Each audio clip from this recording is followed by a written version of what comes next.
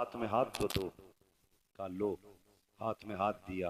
कहने लगी बेटे वादा करके जा, कभी झूठ नहीं बोलेगा। खुदा की कसम, ये माँ की जबान थी, झूठ नहीं बोलेगा। माँ वादा करता हूँ, ना आज तक बोला है ना आज के बाद कभी झूठ बोलूंगा। ये वादा आज इसलिए लिया गया, अब तक तो माँ के सामने थे, अब माँ की नजरों से ओझल हो रहे थे। माँ वादा ले रही है। एक झूठ कितनी बुराई के दरवाजे खोलता है। ये सरकार गौस पाक की अम्मी का वादा बता रहा है कि सबसे बड़ा वादा लिया अब्दुल कादिर, झूठ ना बोलना। ये वादा लेके चले, चोरों ने पकड़ा, लूटा सबको। आपके पास भी आया, छानबीन की, नहीं मिला, चला गया। बादशाह ने पूछा जो डाकू का सरदार था सब कुछ ले आए? कहा हाँ। कहा कोई बचा तो नहीं?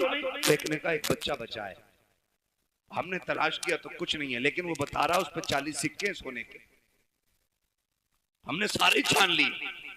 उसने कहा बुला के लाओ। सरकार गौस पाक तशरीफ लाए। डाकुओं के सरदार ने कहा बेटे क्या है तुम्हारे पास? कहा सोने के सिक्के। कहा कितने? कहा 40। कहा किधर? कहा मेरी माँ ने मेरी सदरी में सिल दिए थे, सदरी का बंद तोड़ा गया, सिक्के खन खन गिरे। डाकुओं का सरदार क्या कहता है? बेटे झूठ बोल के बचा सकते थे। मेरे गौसे पाक क्या कहते? मैं घर से चला था तो मेरी माँ ने वादा लिया था कि झूठ नहीं बोलना है। अगर मैं झूठ बोल देता पैसे बच जाते, लेकिन माँ से किया हुआ वादा तो टूट जाता ना। गौस पाक फरमाते हैं कि ऐसे 40,000 सिक्के कुर्बान, लेकिन माँ से किया हुआ वादा नहीं तोड़ा जाएगा। अल्लाह, माँ से किया हुआ वादा नहीं तोड़ा जाएगा। जैसे इतनी बात कही है, डाकुओं के सरदार ने तोड़ के कहा था शहजादे बता तो सही किस खानदान से ताल्लुक रखता है? फरमाते मैं मुस्तफा के खानदान से ताल्लुक रखता हूँ, मैं हसनी हुसैनी सैयद हूँ। जैसे इतना कहा है, उसने कदम पकड़े, कहने लगे शहजादे माफी चाहते हैं, दुख दिया, हमें तौबा करा दीजिए। कहा क्यों? काम ये सोच रहे हैं तुम्हें माँ का वादा याद है, हम गुनाहगारों को खुदा का वादा याद नहीं रहा। अल्लाह अल्लाह अल्लाह से पाक तौबा कराई डाकुओं के सरदार को। तो जो पीछे वाले लोग थे ना मुक्तदी उसके, कहते हैं जब पीर साहब जन्नत में जाएंगे तो फिर हम भी तो जाएंगे। उस्ताद के साथ वो भी तौबा करके गौस पाक के हाथ पे फिर ताइब हो गए। फरमाया गया जितने लोगों को बगदाद वाले ने तौबा कराई थी, अल्लाह ने सबको वली बना दिया था। सुभान अल्लाह, सबको वली बना दिया था। ये शान सरकार गौसे पाक की है। तो मेरे भाई माँ माँ होती है, चाहे वो गौसे पाक की माँ क्यों ना हो। माँ तो माँ है, चाहे मेरे नबी की माँ क्यों ना हो। क्या आका ने नहीं कहा काश मेरी माँ होती, मैं मस्जिद नबी के मुसल्ले पे होता, वो हुजरे के अंदर होती। कहते हैं मैं नमाज पढ़ाता होता, सूरे फातिहा की तिलावत करता होता, धीरे से पर्दा सरकता, अंदर से मेरी माँ की आवाज आती बेटा मोहम्मद मेरी बात सुन जा। आका फरमाते हैं सहाबा नमाज तोड़ देता, मुसल्ला छोड़ देता, दौड़ के माँ के पास चला जाता। सहाबा ने कहा था आका बंदगी छोड़ के बंदी के पास? कहते हैं हाँ। सहाबा कहते हैं आका क्यों? कहते हैं इसलिए कि जब माँ राजी होती है तभी खुदा राजी होता है। बेशक जब माँ राजी होती है तभी खुदा राजी होता है। कोशिश ये करनी है अपने माँ बाप की खिदमत करें इंशाअल्लाह। नाराज हो गए इन कड़वी बातों को सुन करके। मैं जन्नत बांटने नहीं आया ना, और मैं बांट भी नहीं सकता। मेरे बाप की नहीं, जन्नत रसूल पाक की है। हर उस शख्स को जन्नत मिलेगी जिसे मुस्तफा चाहेंगे, और मुस्तफा उसे चाहेंगे जो मुस्तफा को चाहेगा। हाँ, इसलिए मेरी गुजारिश आपसे रवैये दुरुस्त करें, अपने लहजे अच्छे करें, हराम के लुकमों से बचें, हलाल की तरफ बढ़ें। कोशिश ये करें कि हम जब तक जिंदा रहेंगे अपनी जरूरतें अपने रब की बारगाह में पेश करेंगे। हमारा रब हमारी जरूरतें सुनेगा, वही सुनने वाला है, वही देखने वाला है, वही देने वाला है। अगर दुआएं कबूल नहीं होती हैं, आसान तरीका मेरे इमाम ने बताया। कहते हैं वही रब है जिसने तुझको हमतन करम बनाया, हमें भीख मांगने को तेरा रास्ता बताया।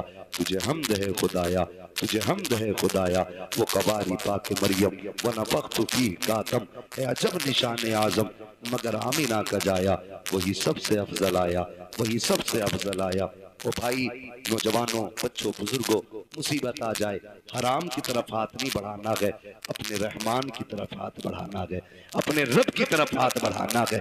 अगर थक जाए, आफतों से घिर के बैठ जाए तो फिर बेबस नहीं होना है, फिर करीम रब को आवाज देना। फिर देखना तुझे पुकारने में देर लगेगी, उसकी तरफ से मदद को आने में देर नहीं लगती है। बेशक मदद को आने में देर नहीं लगती है। लेकिन रवैया ही उल्टा, पेट में दर्द उठेगा कह रहा हाय मैया, फिर मैया आ गई तो कह रहा हाय डॉक्टर। डॉक्टर ने कहा बस हो गया, अब ना बचेगा। तो कह रहा या अल्लाह, ये जो बाद में आया ना, या अल्लाह ये पहले आना चाहिए, ये पहले आना। बस इतना बदलना है अपने को। जब दर्द लगे, चोट लगे, नुकसान हो, तो या अल्लाह सबसे पहले जबान से निकलना चाहिए। तुम पहली तकलीफ है अपने रब को आवाज दो। खुदा की कसम, वो ऐसा कादिर मुतलक है, ऐसा कादिर मुतलक है कि किसी तबीब, किसी दवा, किसी हकीम, किसी अक्लमंद की जरूरत नहीं पड़ेगी। वो अपने कर्म से तुम्हें लम्हों में शिफा अता फरमा दे। वो बहुत बड़ा नाम सुना होगा, अपने हजरत इब्राहिम बिन अदहम सुना है ना। इतने बड़े रुतबे वाले के बादशाह थे, अपने वक्त के बादशाह। लेटे हुए अपने महल में, तो अचानक धब धब की आवाज आई। ख्याल आता कि हम भी रब को राजी करें। धक धक की आवाज आई, पूछा कौन है? आवाज आई कि हम हैं। क्या कर रहे हो? क्या ऊंट ढूंढ रहे हैं। छत पे ऊंट? कहने लगे तो क्या हुआ? ऊंट गुम गया, हम अपना ऊंट ढूंढ रहे हैं। कहा छत पे तुम्हें ऊंट मिल जाएगा। तो उन्होंने कहा सुनो, अगर हमें छत पे ऊंट नहीं मिलेगा तो तुम्हें भी तो इन बिस्तरों पे खुदा नहीं मिल सकता है। ऊंट तलाश करने के लिए जंगल जाना है, तो फिर तुम्हें भी ये शाही लिबास बिस्तर छोड़ कर रब को तलाश करना पड़ेगा। छोड़ दिया, सब लात मार दी, ठोकर मार दी, जंगलों में निकल गए, अल्लाह अल्लाह करने लगे। आपके मामू हजरत इब्राहिम बिन अदहम के पास गए। आप ना एक फटा हुआ कपड़ा अपना सिल रहे थे सुई से। सुने देख रब कितना अजमतों वाला है, सिल रहे हैं अपना कपड़ा। वो कह रहे हैं ना, मामू पहुंच गए, सलाम वालेकुम। वालेकुम, कैसे? बस अपनी गुदड़ी सिल। मामू ने कहा कितने अच्छे दिन थे जो शाही लिबास पहनते थे, ताज रहता था, खादिम खड़े रहते थे, क्या मिला तुम्हें ठुकरा के बादशाह? आज ये फटे कपड़े सिल रहे हो ना, क्या मिला? क्या मिला? आपने इतना सुना ना, पूछना चाहते हो मुझे क्या मिला? कहा हाँ, आपने जो सुई हाथ में थी दरिया में फेंक दी। कले सुई थी, उससे भी हाथ धो बैठा, अब सिलेगा कैसे? फरमाने लगे ठहरो, आवाज देते मछलियों जरा सुई लेके आओ। जब इतनी आवाज दी ना, तो सारी मछलियां, हर मछली के मुंह में एक सोने की सुई मौजूद थी। सुभान अल्लाह। कहने लगे मामू देखो, सबके मुंह में एक सोने की सुई। कहने लगे ये नहीं चाहिए, मेरी सुई लाके दो। एक मछली आपकी सुई लेके आई, उसमें धागा भी मौजूद था। आपने फरमाया हाँ यही मेरी सुई है।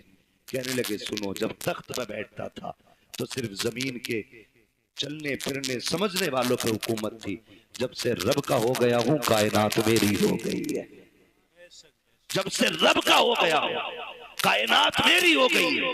रब के होने के आदी बने, खुदा की कसम वो अपने कर्म से तुम्हें वली बना देगा। वली कहते हैं किसको? उसी को वली कहते हैं जो अल्लाह का होता है। वो बात याद आ गई। एक ना दीवाना गुजर के जा रहा, दीवाना गुजर के जा रहा था, बारिश का मौसम। किसी ने देखा मजरूब जा रहा, उसने कहा ओ भाई दूध पी लो। गरम गरम दूध पिलाया, पिया, चल दिए, शुक्र अदा किया। आगे चले, वो खड़ाव पहन रखी थी दीवाने ने, है ना, तो छप छप करके जा रहे थे। एक दीवाना अपनी महबूबा के साथ बैठ के गुलछर्रे उड़ा रहा था। उसके पैर की छींट ना दीवाने के उसकी महबूबा के कपड़ों पे आ गई। उसने कहा पागल दिखता नहीं है? उसने कहा मैडम क्या हुआ? जो उसका महबूब था कहा कि इसने मेरे कपड़ों पे गंदगी डाल दी। तो महबूब था उसका, ओवर एक्टिंग भी की, थोड़ा सा उठा और दीवाने के थप्पड़ मार दिया। दीवाने ने आसमान की तरफ देखा, कहने लगा शुक्र है मालिक तेरा, कभी बैठा के दूध पिलाता है, कभी थप्पड़ लगवाता है, कभी दूध पिलाता है, कभी थप्पड़ लगवाता है। अभी चंद कदम चला था, ये तो गुजर गया।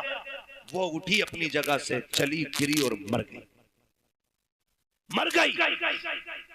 किसी ने कहा कि जिसके थप्पड़ मारा ना उसने बद्दुआ की थी। लोग दौड़े, पकड़ के लाए, कहने लगे तूने इसके लिए बद्दुआ की थी? उसने कहा नहीं। कहा फिर ये मर कैसे गई? कहा सीधी सी बात, हिसाब बराबर हुआ। कहा क्या? कहा जब मेरे पैर से कीचड़ उछल के इसके महबूब के ऊपर पड़ी तो इसको बुरा लगा, इसने मुझे थप्पड़ मारा, और जब इसने मुझे थप्पड़ मारा तो फिर मेरे महबूब को बुरा लग गया। इसने अपनी हैसियत से बदला लिया, उसने अपनी शान के मुताबिक काम कर दिया। उसने कहा झगड़ा कोई नहीं, हिसाब बराबर है, हिसाब बराबर है। यही हजरत अली फरमाते हैं कि जब भी तुम्हारा मुकाबला किसी गरीब से हो तो अल्लाह से डरना, गरीब से डर जाना, कमजोर से डरना, भले ताकतवर से मत डरना। किसी ने कहा था अली कमजोर से क्यों डरना? ताकतवर से डरना समझना आता है, कमजोर से डरना समझना नहीं आता। तब हजरत अली ने कहा था सुनो, जब ताकतवर पे तुम ताकत दिखाओगे तो वो अपनी ताकत से बदला ले लेगा, लेकिन अगर तुम कमजोर पे ताकत इस्तेमाल करोगे तो वो बदला खुद नहीं लेगा, उसका बदला अल्लाह लेता है। कौन लेता है? अल्लाह लेता है। इसलिए हमेशा कोशिश ये करना कभी किसी का दिल ना टूट जाए, कभी किसी की आह ना लग जाए। और भाई शान से जी लेना की काफी नहीं है। ये जनाजे के कंधे भी बड़े अहम हुआ करते हैं, जनाजों में चलने वाले लोग भी बड़े अहम होते हैं। खाली भीड़ बढ़ा लेना काफी नहीं है, उनके अंदर हमदर्दों का होना भी बड़ा जरूरी होता है। किसी को इतना सता के ना जाना कि तेरे जनाजे में हंसता हुआ जाए और वो ये कहे अच्छा हुआ मर गया। अगर किसी ने इतना कह दिया, अल्लाह कयामत में तेरे बगल में खड़ा करके कहेगा बता क्या दिल दुखाया था जो तेरी मौत पे ये खुश हो रहा था, कितना सताया था जो इसने तेरी मौत पे खुशियां मनाई थी। कोई बचाने वाला नहीं होगा। अपने मरने के बाद ऐसे हालात छोड़ जाना ताकि गरीब रो के ये कह सके मालिक आज के बाद सहारा कौन बनेगा, भूखों को कौन खिलाएगा, प्यासों को कौन पिलाएगा। ऐसे लोग छोड़ जा, तेरा तीजा हो ना हो तुझे बख्शवाने के लिए कब्र में मुस्तफा आ जाए। सुभान असल ये है लहद में इश्क रुखे शह का दाग लेके चले, अंधेरी रात सुनी थी चराग लेके चले। तेरे गुलामों का नक्शे कदम है राहे खुदा, वो क्या भटक सके जो ये सुराग लेके चले। इसलिए अपने मरने के लिए तैयारी कर ले। अरे हम तो मर जाएंगे यार, हमें क्या देखना। नहीं, बड़ी गैरत आती, बड़ी गैरत आई। बहुत गौर से ये बात सुन लेंगे। कई बार ऐसा होता है अब्बा की कब्र पे खड़े होकर बेटा कहता भाई मेरे अब्बा ने किसी के पैसे लिए तो बता दो, मैं दे दूंगा, मैं दे दूंगा। अब्बा की कब्र पे खड़े होकर भाई मैं इस माइक की वजह से अपनी रोटेशन पे नहीं बोल पा रहा हूँ, शजरा तो कतई नहीं पढ़ पाऊंगा इस पर, बिना माइक के पढ़ दूं। क्योंकि माइक जो है ना, जब मैं अपनी ताकत में आ रहा हूं तो ये बिल्कुल दबा दे रहा है, ये थोड़ा सा ये डिस्टर्ब हो रहा है ना इसमें। वो उनकी कमी नहीं, थोड़ा मशीनरी ऐसी है, आपने थोड़ा सा ज्यादा ही सस्ता कर लिया है ना। जब जलसा बड़ा किया करो ना तो सेटिंग सही नहीं हो पाई शायद इसकी। मैं अपनी खुद रोटेशन पे जिस लय में मैं बात बोलता हूँ बोल ही नहीं पा रहा हूँ। थोड़ी देर बोलता हूँ आपको ही समझ आना बंद हो जाती है ना। बस तवज्जो करने थोड़ा सा, जरा बोल दें सुभान अल्लाह। मैंने क्या बात कही अभी आपसे? अपने जनाजे में ऐसे लोग छोड़ के जाना जो तेरे मरने के बाद तेरे ना होने का एहसास करें, तो जिंदगी जिंदगी रही। तेरे जाने पे अगर किसी ने जश्न मनाया तो फिर कोई जिंदगी जिंदगी नहीं। कई बार होता अब्बा की कब्र पे खड़े होकर बेटा कहता मेरे अब्बा ने किसी का कुछ लिया हो तो भैया तो मांग लो या माफ कर दो, है ना। बता तेरे अब्बा ने जो एक नाली के ऊपर एक गरीब के थप्पड़ मारा था उसका हिसाब कौन देगा? जो एक गरीबान का गरीब का गरीबान पकड़ के बाप ने धक्का दे के कहा था औकात क्या है तेरी, तो तुम्हें क्या लगता आज बेटे की माफी से बाप माफ हो जाएगा? जब बाप की कब्र पे खड़े होके बेटा कहता है अगर किसी का मुझ पे हक हो मेरे बाप पे आके ले ले, तो मेरे भाई कोई बेटा नहीं दे पाएगा। जब बेटा कहता, मसीयत का नकीब कहता है आज तेरी माफी से इसकी माफी नहीं होनी है, हमने बार बार इसको डराया था, बार बार इसको बताया था कब्र में आना है, आज ही आ चुका है, अब तेरी माफी से इसका कुछ नहीं होने वाला है। आज हम इससे एक एक बात का गिन गिन के हिसाब लेंगे। फिर कब्र के अंदर रखा जाता है। खुदा की कसम, बेटे बिरयानी खाते होते हैं, यार बिरयानी उड़ाते होते हैं, उस वक्त बाप पे मुश्किल की घड़ियां होती है। और मेरे नौजवानों, अपनी जिंदगी में किसी का हक खा के न जाना, किसी का लेके न जाना, इस इंतजार में मत जाना कि बेटा माफी मांग लेगा, नस्ल चुका देगी, किसी के चुकाने से कुछ नहीं होगा। अगर दिल दुखाया है जीते जी माफी मांग लो, अगर बंदा माफ कर देगा तो खुदा भी माफ। बेशक ये लाजिम है हम सब के लिए। आखिरत की तैयारी करें, जरूरी नहीं है बुढ़ापे में मौत। हमने जवानों के जनाजे उठाए, हमने 10 साल के बच्चों के जनाजे उठाए, हमने 6 माह के बच्चों के जनाजे देखे। आज हमारी उम्र 35, 40, 50 हो गई। हमने तो कोई इतना बड़ा अलग से सजदा नहीं किया था जो उसने इतनी लंबी उम्र का तोहफा दे दिया। वो हमें भी तो 6 महीने पे मार सकता था, हमें भी तो 8 साल की उम्र में खत्म कर सकता था, हमें माँ के पेट से मुर्दा पैदा कर सकता था। लेकिन एहसान है उसने जिंदगी दी है, तो इसका एहसान मानो। इस जिंदगी का कर्ज ये है कि लम्हा लम्हा अपने रब को याद करो, सांस सांस मुस्तफा पे दुरूद पढ़ो और ये ऐलान कर दो तुम्हें जाना, तुम्हें माना, न रखा गैर से काम, लिल्लाहिल हम्द में दुनिया से मुसलमान है। ठीक है जी, मेरी बात मुकम्मल हो गई है। अल्लाह बुजुर्गों का सदका अता फरमाए। भाइयों की फरमाइश है शजरा पढ़ दूं, ऑपरेटर साहब से गुजारिश है शजरा पढ़ना है, थोड़ा सा इसको आवाज दे दो अगर है इसमें तो, वरना तो फिर इसे उठा के ले जाके रख लो। मैं बिना माइक के पढ़ लेता हूँ, जरा बोल दो सुभान अल्लाह जोर से।